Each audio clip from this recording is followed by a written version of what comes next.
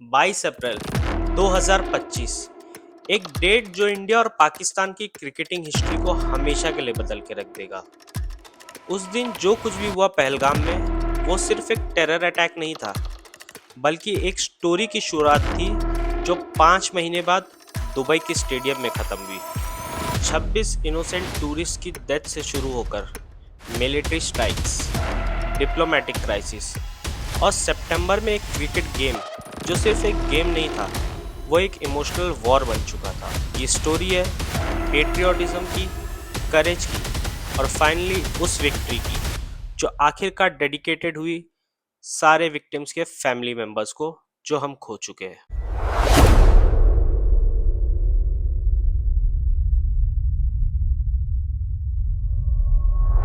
दोस्तों, इंडिया और पाकिस्तान क्रिकेट एक स्पोर्ट नहीं है, बल्कि एक सुनामी है इमोशंस की। लेकिन जो 2025 का एशिया कप हुआ, वो डिफरेंट था। सितंबर में होने वाला इंडिया पाकिस्तान का जो मैच था, उसमें सिर्फ रन्स और विकेट्स नहीं काउंट हो रहे थे। वहां पे काउंट हो रहा था हर उस इनोसेंट व्यक्ति का जिसकी डेथ पहलगाम के टेररिस्ट अटैक में हुई थी। उन शहीदों की मेमोरीज को काउंट किया जा रहा था। उस अटैक के बाद जो चेन ऑफ इवेंट्स हुए, जैसे कि ऑपरेशन सिंदूर, डिप्लोमेटिक टेंशंस, मिलिट्री स्ट्राइक्स, ये सारी चीजें 21 सितंबर को कल्मिनेशन बन के अभिषेक शर्मा के बैट से निकला, जिन्होंने एक शानदार पारी खेल के अपने बैट को उन शहीदों को नाम डेडिकेट किया। आज के इस कॉम्प्रिहेंसिव वीडियो में हम क्रोनोलॉजिकली ट्रैवल करेंगे अप्रैल से सितंबर तक क्या कुछ हुआ। चैप्टर 1, पहलगाम टेरर अटैक, क्या हुआ था उस horrific day. Chapter 2, operation Sindoor, India का befitting reply. Chapter 3, the diplomatic crisis. Chapter 4, Asia cup controversy, boycott drama. Chapter 5, the match itself. Chapter 6, Pakistan players का शेमफुल जेस्चर, AK-47 का celebration. Chapter 7, aftermath, what it all meant. And finally chapter 8, जहां India victorious बनी। इस video के and तक आपको ये जरूर समझ में आ जाएगा कि क्यों ये सिर्फ एक क्रिकेट मैच नहीं था, ये ट्रिब्यूट था, ये रिस्पेक्ट था उस टेररिज्म के खिलाफ जिसके वजह से हम स्पोर्ट्स कभी नहीं छोड़ेंगे। पहलगाम जम्मू और कश्मीर का एक क्राउन ज्वेल, जिसे वैली ऑफ शेपर्ड्स भी कहा जाता है और इंडिया का मिनी स्विट्जरलैंड भी कहा जाता है। 22 अप्रैल 2025 के दिन काफ़ी सारी फैमिलीज वेकेशंस पे आई हुई थी, यंग कपल्स हनीमून पे आए हुए थे और प्रोफेशनल्स जिन्हें लग रहा था कि ये एक परफेक्ट गेट अवे है उनके लिए। बाईसरन वैली, इंडिया का मिनी स्विट्जरलैंड, पहलगाम से 7 किलोमीटर की दूरी पे, जो डेंस पाइन फॉरेस्ट से घिरा हुआ है। वहाँ पर हॉर्स राइडिंग, जिप लाइनिंग और फोटोग्राफिक लोकेशंस है। सिक्योरिटी भी मिनिमल थी क्योंकि वो एक टूरिस्ट एरिया था, पर किसे पता था कि यहाँ टेररिस्ट अटैक हो जाएगा। दोपहर तकरीबन 2 बजे 5 हेविली आर्म टेररिस्ट बाइसरन वैली में घुस जाते हैं। इन्होंने मिलिट्री यूनिफॉर्म पहनी हुई थी, एम्फो कार्बाइंस, AK-47s और modern communication equipments, GoPro cameras. ये एक प्लान्ड ऑपरेशन था, कोई रैंडम अटैक नहीं। TRF, द रेजिस्टेंस फोर्स, जो लश्कर तैयबा का प्रॉक्सी है, इन्होंने डिवाइड इस तरीके से प्लान किया था कि ये अटैक रिलीजियस बेसिस पे लगे। हिंदूज और क्रिश्चियंस को अलग किया गया और उन्हें कहा गया कलमा तैयबा पढ़ने के लिए। शुभम द्विवेदी, जो कानपुर के रहने वाले थे, वो अपनी न्यूली मैरिड वाइफ के साथ हनीमून पे आए हुए थे। लेफ्टिनेंट विनय नारवाल, उनकी भी शादी तकरीबन 6 दिन पहले हुई थी। उन सबको टेररिस्ट अटैक में ख़त्म कर दिया गया। अब आप सोच रहे होगे कि ये कोई रिलीजियस अटैक था। जी नहीं, वहाँ पे एक मुस्लिम पोनी ऑपरेटर सैयद आदिल शाह, जिन्होंने इनकी मदद करने के लिए आगे बढ़े, उनको भी कत्ल कर दिया गया। 26 इनोसेंट जाने चलेगी, पर ये कोई स्टैटिस्टिक्स नहीं है। ये हमारे आने वाले फ्यूचर का एक ड्रीम था जो तबाह कर दिया गया। महाराष्ट्र से 6, गुजरात से 6 और कर्नाटका से 3, सारा इंडिया अफेक्ट हुआ था। ऐशन्य द्विवेदी, जो शुभम की विडो थी, उन्होंने बाद में स्टेटमेंट देते हुए ये कहा कि उन्होंने हमारा रिलीजन पूछा और जब मेरे हस्बैंड ने हिंदू कहा तो उन्हें पॉइंट ब्लैंक रेंज पे शूट कर दिया गया। बट आप ये सोचिए कि ये कोई रैंडम टेररिस्ट अटैक नहीं था, ये कम्युनल हेट्रेड और हमारी कंट्री की हार्मनी बिगाड़ने के लिए एक प्लान्ड ऑपरेशन था। इस अटैक के वीडियोस काफी वायरल होने लगे। ओए था कोई दिसता जहांगीर तो यार बेड़ियां पीछे जुलदे यार तू मौत दी कसम इधर गेंद है।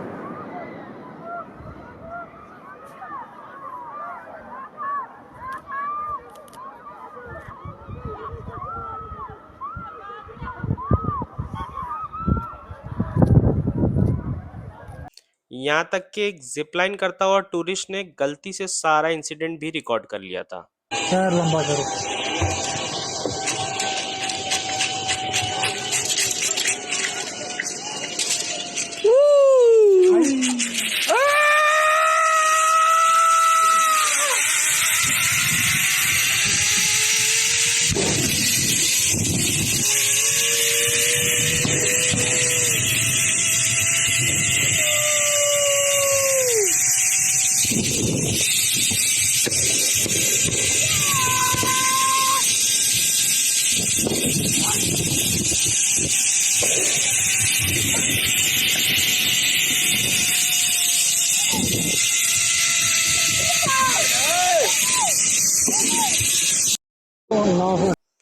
एक लोकल मुस्लिम ऑपरेटर जो हिंदू भाइयों की मदद करने के लिए अपनी जान गंवा बैठा।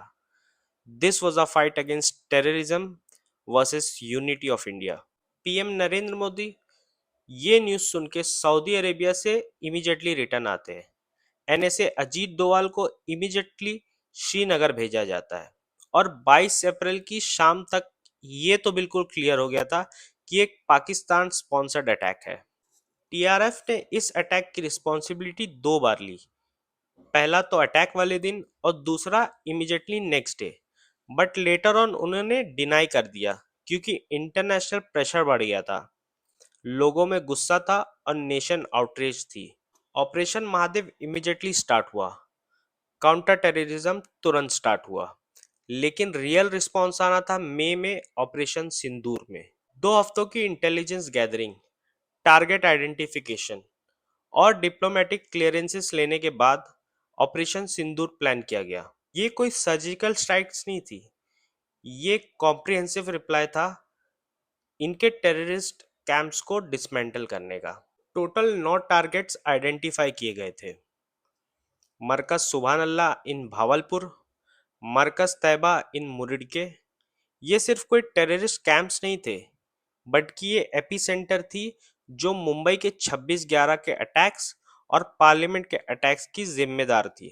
मई 7 और 8 2025 को ऑपरेशन सिंदूर एग्जीक्यूट किया गया। नाम काफी सिंबॉलिक था उन विधवा औरतों के लिए जिनका सिंदूर मिटा दिया गया था।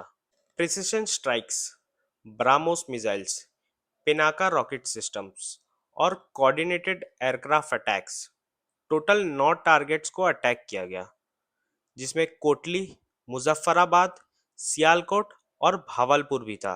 इंडिया का स्टेटमेंट क्लियर था, नो मिलिट्री एंगेजमेंट। उन्हें सिर्फ टेररिस्ट इंफ्रास्ट्रक्चर को तबाह करना था। बट पाकिस्तान तो पाकिस्तान है, वो कहाँ चुप बैठने वाला था। रिटेलिएशन इमीडिएट था। पाकिस्तान ने रिस्पॉन्ड किया with drone attacks and missile attacks. इन्होंने डायरेक्टली मिलिट्री इंस्टॉलेशंस पे अटैक किया, श्रीनगर, जम्मू, पठानकोट और अमृतसर में। लेकिन इंडिया की जो एयर डिफेंस सिस्टम है, उन्होंने मोस्टली इन अटैक्स को इंटरसेप्ट कर दिया। 4 दिन तक मिलिट्री कन्फ्रंटेशन चला, मई 7 तारीख से लेकर मई 10 तारीख तक। यहाँ तक कि पाकिस्तान ने ये भी क्लेम किया कि उन्होंने इंडिया की 6 राइफल को मार गिराया, जो इंडिया ने बिल्कुल ही डिनाई कर दिया। यहाँ तक कि पाकिस्तान ने न्यू दिल्ली पर भी अटैक किया था 9 और 10 तारीख को, जो सारी अटैक्स इंटरसेप्ट हो गई। मई 10 तारीख को सीज फायर अनाउंस होता है। इंटरनेशनल प्रेशर्स, इकोनॉमिक डाउनफॉल और न्यूक्लियर फैक्टर को मद्देनजर रखते हुए। लेकिन एक मैसेज तो बिल्कुल ही क्लियर था कि जो भी अटैक होगा वो मिलिट्री होगा, कोई डिप्लोमेटिक नहीं होगा। इंडस वाटर ट्रीटी सस्पेंड हो गया, सारे पाकिस्तानी डिप्लोमेट्स एक्सपेल्ड हो गए और बॉर्डर्स क्लोज हो गया और बॉयकॉट स्टार्ट हो गया स्पोर्ट्स को चलते। यहाँ तक कि इंडियन लेजेंड टीम ने पाकिस्तान लेजेंड टीम को खेलने से ही इनकार कर दिया और उन्हें कंप्लीटली बॉयकॉट कर दिया। सारे ग्लोबल लीडर्स ने इस पहलगाम अटैक को कंडेम किया। US president, EU chief, Russian president, सब ने इस अटैक को कंडेम किया। लेकिन क्रिकेट के चलते इंटरनेशनल कम्युनिटीज डिवाइडेड थी। एशियन क्रिकेट काउंसिल का प्रेशर, इंटरनेशनल कमिटमेंट्स, टूर्नामेंट के कमिटमेंट्स, यहाँ तक के कमर्शियल इंटरेस्ट, ये सारी चीज़ों को लेके बीसीसीआई एक डिलेमा में थी कि ये खेला जाए या बैन किया जाए। पॉलिटिकल पार्टीज अक्रॉस स्पेक्ट्रम सब ने मिलके इसको बॉयकॉट करने को कहा। कांग्रेस, शिवसेना, यूबीटी, एएपी सब ने डिमांड किया कि पाकिस्तान के साथ कोई भी क्रिकेट नहीं खेलना चाहिए। ऐशन्य द्विवेदी, पहलगाम अटैक के एक विक्टिम की विडो, उन्होंने तो बीसीसीआई से अपील भी की कि हमें कोई भी मैच पाकिस्तान से नहीं खेलना चाहिए। उनका कहना था कि उन 26 फैमिलीज का ग्रीफ देखो और cricketers should take stand for their country. Priyanka Chaturvedi, Saurabh Bhardwaj, Sourav Ganguly, यहाँ तक कि फॉर्मर क्रिकेटर्स ने भी बॉयकॉट के कॉल्स को सपोर्ट किया। ये नैरेटिव बन गया कि ये ब्लड मनी के लिए क्रिकेटर्स खेल रहे हैं। BCCI was caught in between कि गवर्नमेंट के प्रोसीजर को फॉलो करे बट एसीसी की कमिटमेंट्स भी थी। इस वक्त पे विड्रॉ करना मतलब हैवी लॉस बेयर करना फाइन के तौर पे और फ्यूचर में होस्टिंग राइट्स भी लॉस करना। Union sports minister Anurag Thakur ने तो ये स्टेटमेंट देते हुए कहा कि हमें विड्रॉ नहीं करना चाहिए, बट जो पब्लिक की सेंटिमेंट्स थी वो बिल्कुल ही विरुद्ध थी। इस सब भसड़ के बाद फाइनली एक डिसीजन लिया जाता है कि प्ले द मैच, बट कोई भी प्लेजेंट्री शेयर नहीं होगी, no handshakes, complete cricket focus और अपने परफॉर्मेंस से विक्टिम्स को रिस्पेक्ट और श्रद्धा देनी होगी। सितंबर 2025 को एशिया कप की शुरुआत होती है यूएई में। इंडिया, पाकिस्तान, यूएई, ओमान और अफगानिस्तान, ये सारी टीम्स एक ग्रुप में थी, लेकिन सबकी नज़र थी इंडिया वर्सेस पाकिस्तान के मैच पे। ग्रुप स्टेजेस में इंडिया और पाकिस्तान की मैच होती है, जहाँ पे इंडिया पाकिस्तान को वन साइडेड हरा देता है। बट ये भी इनएविटेबल था कि आने वाले सुपर फोर्स में इंडिया और पाकिस्तान का क्लैश होगा और आने वाले फाइनल्स में भी चांसेस थे इंडिया और पाकिस्तान के क्लैश होने का। प्लेयर्स जैसे विराट कोहली और रोहित शर्मा ने रिसेंटली रिटायरमेंट लिया था टी20 से, तो सूर्या कुमार यादव के पास सबसे ज्यादा प्रेशर बन गया। ये प्रेशर सिर्फ परफॉर्मेंस के नहीं था, बट कि जवाब देना था उन विक्टिम्स को जो अपनी जान खो दिए थे उस अटैक में। सितंबर 14 2025 में ग्रुप स्टेज में इंडिया और पाकिस्तान का मैच शुरू होता है दुबई इंटरनेशनल स्टेडियम में। बट सिनेरियो कुछ डिफरेंट ही था। बॉयकॉट ट्रेंड्स, लो टिकट सेल्स और पॉलिटिकल टेंशंस। पाकिस्तान ने 128 रन स्कोर किया, जो इंडिया ने काफी आसानी से 25 बॉल रहते हुए कंप्लीट कर लिया। बट मैच का हाईलाइट वो नहीं था। मैच का हाईलाइट था no handshakes. Match referee Andy Pycroft वहां मौजूद थे, बट पाकिस्तानी टीम ग्राउंड पे वेट करती रहेगी। बट इंडियन प्लेयर्स उनके देखे बिना ही सीधा ड्रेसिंग रूम के तरफ चले गए बिना हैंडशेक के। पीसीबी ने इमीडिएटली आईसीसी को कंप्लेंट डाल दी, ये कहते हुए कि स्पिरिट ऑफ क्रिकेट का वायलेशन हुआ।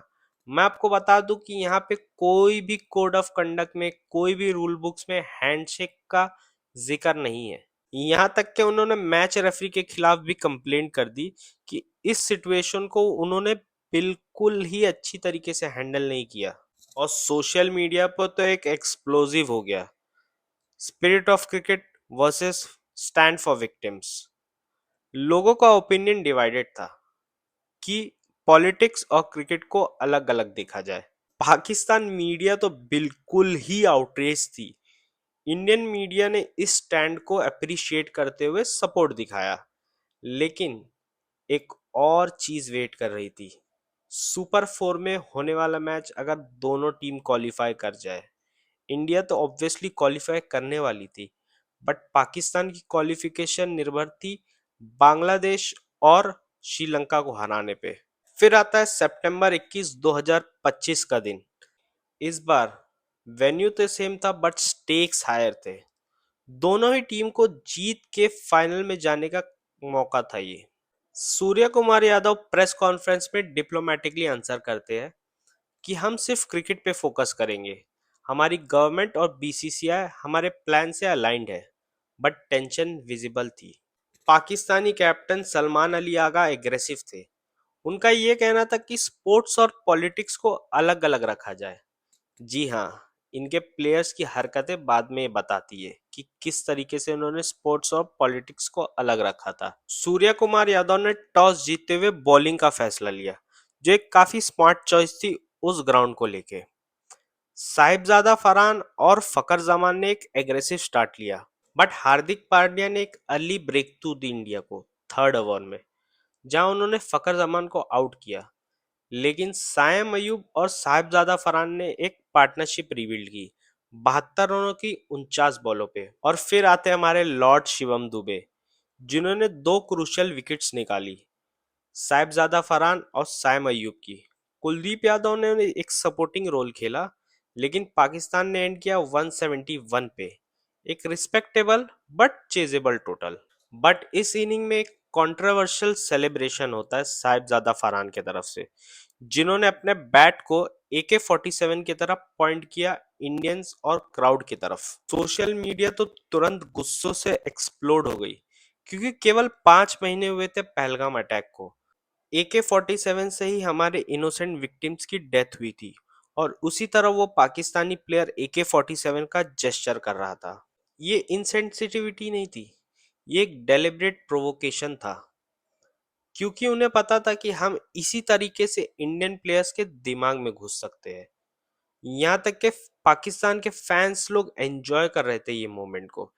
इंडियन फैंस आउटरेज थी। यहाँ तक कि कमेंट्री बॉक्स में भी एक ऑकवर्ड साइलेंस था। टारगेट 172 रन्स था, बट इंडिया के दोनों ही ओपनिंग बैट्समैन शुभमन गिल और अभिषेक शर्मा ने इमोशनल तरीके से बैटिंग करते हुए इतनी धुलाई की पाकिस्तान के बॉलर्स को कि उन्होंने उनका ही जवाब मुंह तोड़ दिया। अभिषेक शर्मा ने तूफानी बल्लेबाजी करते हुए 74 रन बनाए 39 बॉलों पे।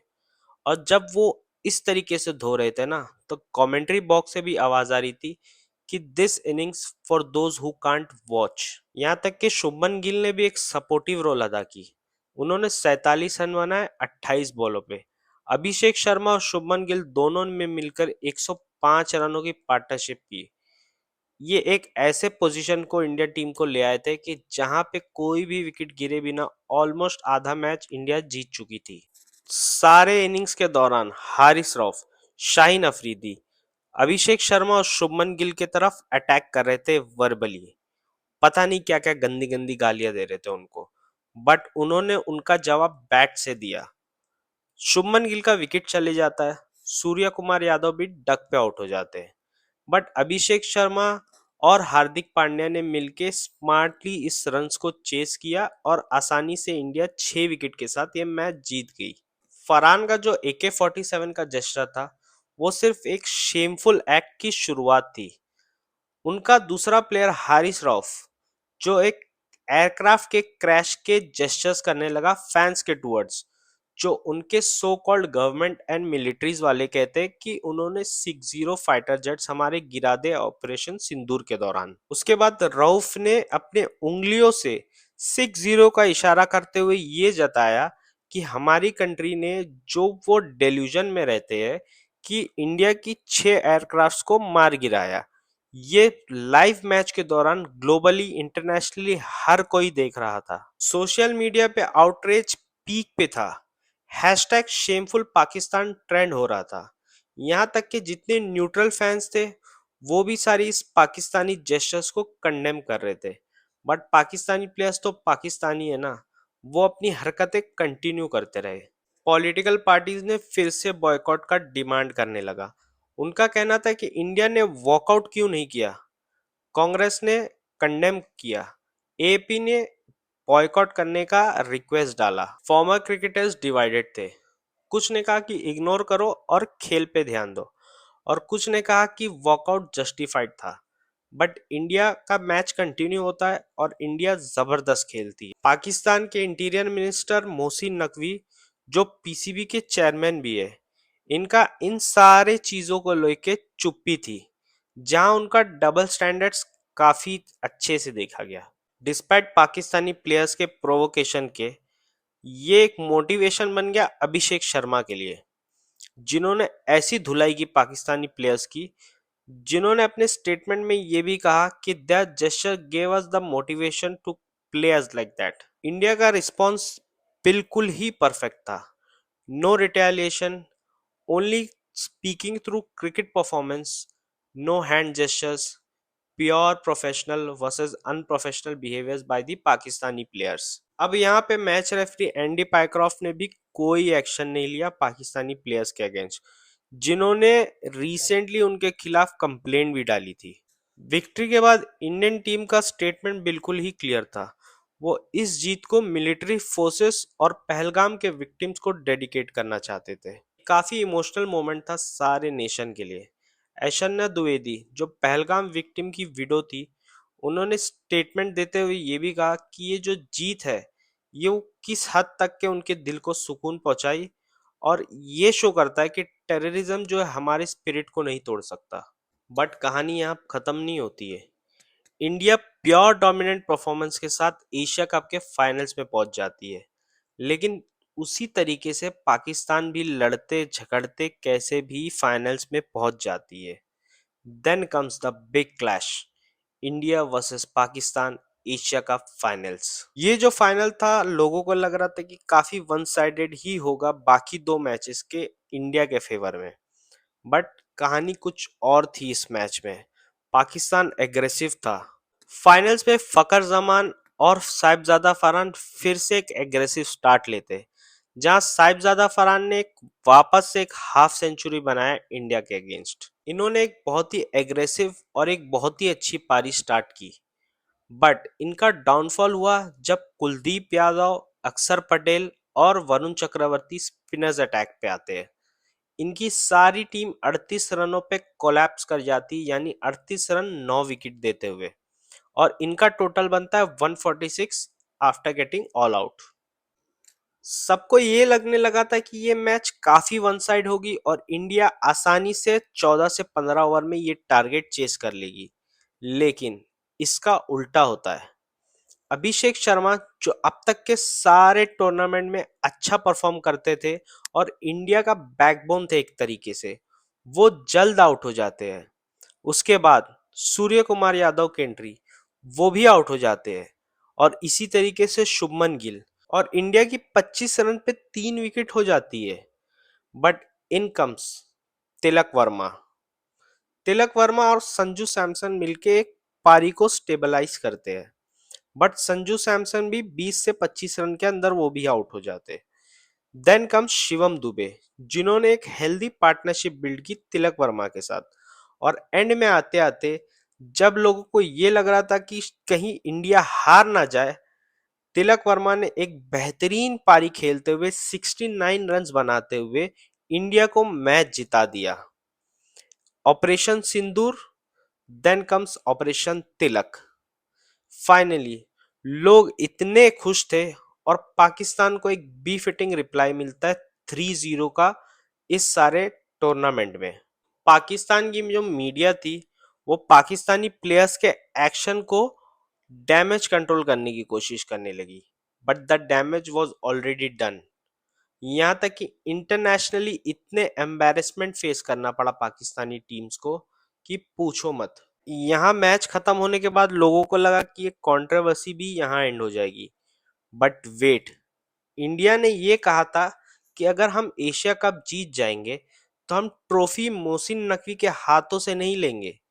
लोग इंतजार कर रहे थे प्रेजेंटेशन सेरेमनी का। इंडिया की टीम भी आई हुई थी। तकरीबन 1 घंटे इंतजार करने पे जब देखा गया कि इंडिया टीम अपनी ट्रॉफी मोहसिन नकवी के हाथों से नहीं लेगा, तो मोहसिन नकवी ने एशिया कप की जो ट्रॉफी है वो लेकर भाग गए। मतलब इतनी शर्म नहीं, इतनी एम्बेरसमेंट होना चाहिए उनको कि सारे कंट्री में सारे वर्ल्ड वाले ये चीज देख रहे थे। अरे भाई, वो ट्रॉफी जो वो इंडिया की हार्ड अर्न परफॉर्मेंस से थी, वो किसी एसीसी के प्रेसिडेंट या किसी भी चेयरमैन की नहीं थी। उनके इस हरकत की वजह से उनको इंटरनेशनली एम्बेरसमेंट फेस करना पड़ा। और इसी तरीके से इंडिया ने एशियन कप फाइनली जीत गए। लेकिन जो पाकिस्तानी टीम थी उनको इंटरनेशनली एम्बैरेसिंग मोमेंट्स फेस करने पड़े। अप्रैल 22 से लेके 28 सितंबर, यानी 5 महीनों का ये सफर जो टेररिज्म से स्टार्ट हुआ और ट्राइम तक गया, ये जो 26 लाशें और 26 लॉसेस हुए हैं वो हमेशा इटर्नल रहेंगे। हम उनके सैक्रिफाइस कभी नहीं भूल सकते। क्रिकेट ग्राउंड पे विक्ट्री, बट रियल विक्ट्रीज था सारे प्लेयर्स को मुंह तोड़ जवाब देना सिर्फ परफॉर्मेंस के बेसिस पे। उनको ये मैसेज देना जरूरी था कि वो चाहे जितने ही टेररिस्ट अटैक कर ले, वो हमारा स्पिरिट कभी नहीं तोड़ सकते और हमारा कम्युनिटी हार्मनी हमेशा बना रहेगा। हर बाउंड्री पे, हर विकेट पे उन 26 इनोसेंट लाशें नजर आ रही थी। अभिषेक शर्मा के वो रन्स रन्स नहीं थे, कुलदीप यादव के वो विकेट्स विकेट नहीं थे, बट वो सारी मेमोरीज थी जिन्होंने अपनी इनोसेंट जाने गंवाए।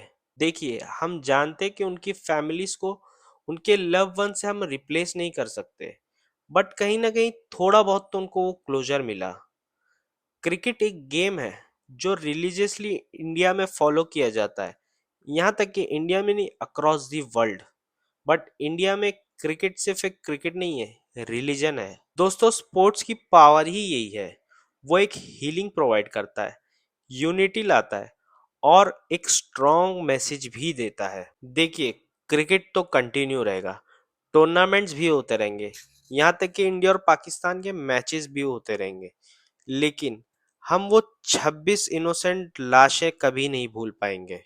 और इसके साथ में ही सितंबर 28 का वो दिन भी कभी नहीं भूल सकते जहां पे उन इनोसेंट लाशों को एक ट्रिब्यूट दिया गया। दोस्तों, कमेंट्स में मुझे बताइए कि क्या इंडिया का स्टैंड सही था क्रिकेट खेलना, या उन्हें भी बॉयकॉट करके वॉकआउट कर लेना चाहिए था। मैं आपकी सोच को कमेंट्स में जानना चाहूंगा। और दोस्तों, मेरे इस वीडियो को लाइक और सब्सक्राइब जरूर कीजिए।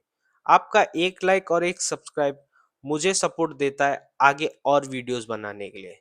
दोस्तों, मेरा चैनल अभी तक मोनेटाइज भी नहीं हुआ है, लेकिन मैं कोशिश करता हूँ कि जितना जितना कम से कम रिसोर्सेस में आपको वैल्यूएबल कंटेंट दूँ।